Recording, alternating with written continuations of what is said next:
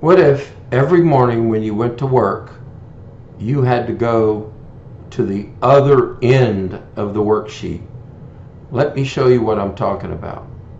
Let's go here and click on here and say go to.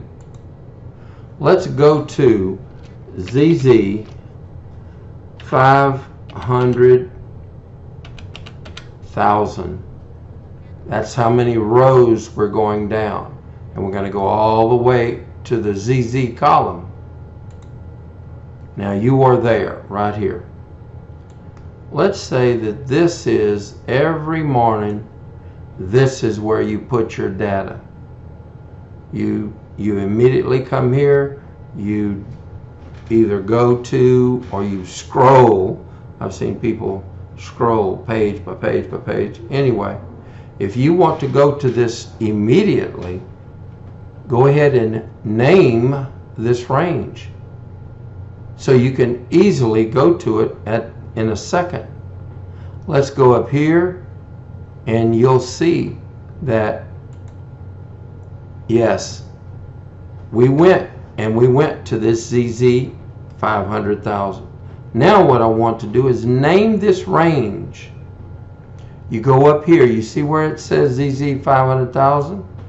Click in there. Remember, when it turns blue or black, depending on the format that you've got on your back of your desktop, it is in edit mode when you have something highlighted like that.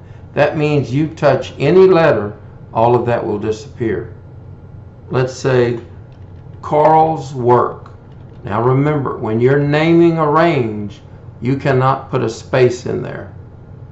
You could put an underscore, but you can just name it what you want. Let's say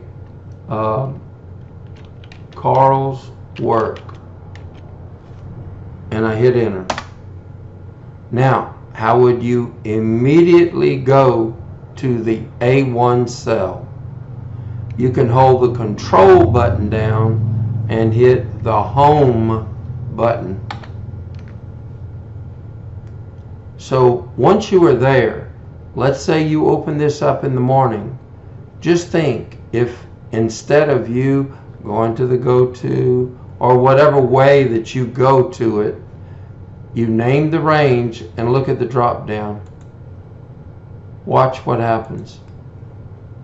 In that second, you went all the way to ZZ 500,000.